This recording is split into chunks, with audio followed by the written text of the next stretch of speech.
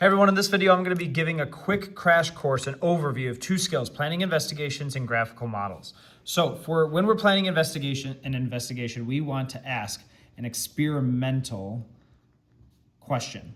What is an experimental question? Like, how does it differ from just any other type of question? It specifically has this type of format, all right? How does blank affect blank? All right, now you could reword and say like, does blank affect blank? What is the effect of blank on blank? But at the end of the day, there's this like cause and effect in two variables. Specifically, our two variables are going to be your independent and dependent variable. Remember, the way I like to think of independent variable, because they could be really easy to kind of switch up, is I change. Right, so what are you changing? What are you manipulating in your experiment? And then we're going to try to see, hey, does that have an effect on this variable? So let's just set up a general experiment up here. All right, nothing too specific. But in my experiment, let's say I'm trying to test this thing. Maybe in our reaction time lab, it's like the effect of temperature, right? Maybe it's like cold temperature. So I'm going to put my hand in ice water. So that's something I'm changing. And maybe that's just going to represent A, right? That's my independent variable. I'm changing that. And maybe what I want to do is, instead of just having just like this one independent variable group, I'm like, I'm going to put my hand in ice water for like 10 seconds. And then here, I'm going to put my hand in ice water for a full minute. So notice like we're changing something, but it's like just a little bit different. All right. Now, I still have my independent variable in this group. But my independent variable here is just like I'm not going to put my hand in ice water, right? I'm not going to add this treatment. This is our control group, all right? That's the group that we're always going to compare things back to say like, oh, did it really make a difference or not? So the group that gets my treatment, right? In this case, here's my treatment. Here's like that other treatment. Those are going to be your experimental groups. Sometimes you just have one. Sometimes you have two. Sometimes you could have multiple experimental groups. Okay. So in my experiment, right now, I want to measure my dependent variable. And it just depends on the context of your experiment, right? In our reaction time lab, it was like, we're going to draw like a ruler here, and here's like that person like waiting to catch it type of a thing. That's our dependent variable.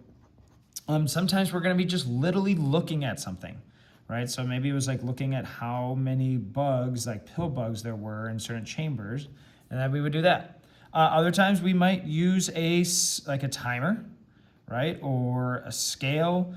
These are just a few examples, right? There could be plenty more too. That's my scale. All right, so now I've set up my experiment, right? I'm changing these.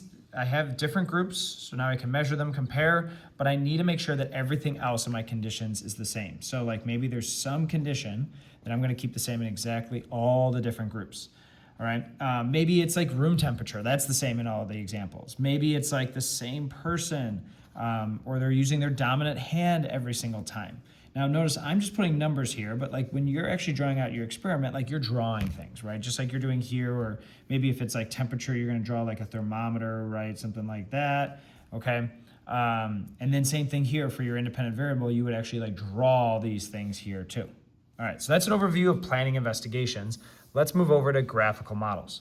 All right, so for the graphical model, a big question is like, well, what type of graph am I gonna make? A bar graph or a line graph? And what I wanna do first actually is go over the axes, and that'll help us lead us there. So whenever we're making a graph, your independent variable always goes on your x-axis, and your dependent variable is always gonna go on your y-axis. All right, your dependent variable is something you're measuring, so it's going to be numerical, and so you almost automatically know, like, we're going to have numbers here.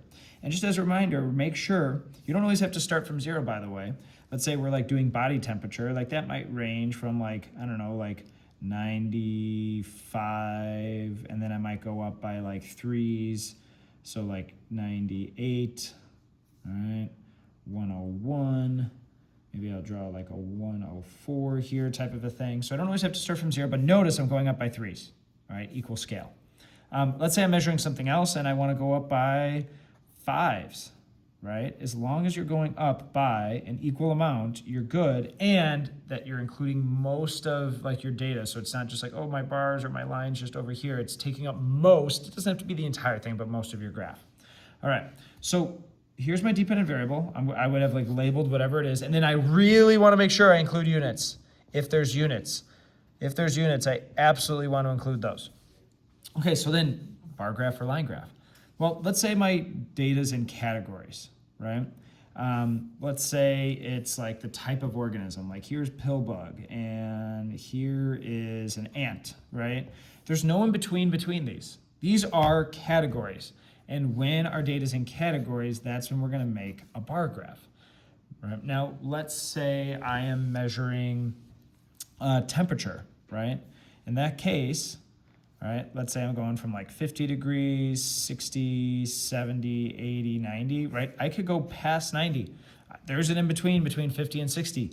This is what we call continuous data, all right? By the way, I would want to label this axis. And if it's temperature, there's definitely units. Is it Fahrenheit or Celsius? Super important, all right? That's when I make a line graph, all right? The reason why we like doing this as a line graph is like, even though I only maybe had data at 50 and 60, I could figure out most likely what my measurement would have been at like 55. And even though I might only take data up to 90 degrees, I could extrapolate and be like, oh, okay, like at like 110, this is what I would expect. So that's the use of a line graph. All right, oh, make sure you have a title. It usually works well to do this, the effect of blank on blank. Notice how similar that is to our question. It's just now in like a statement form.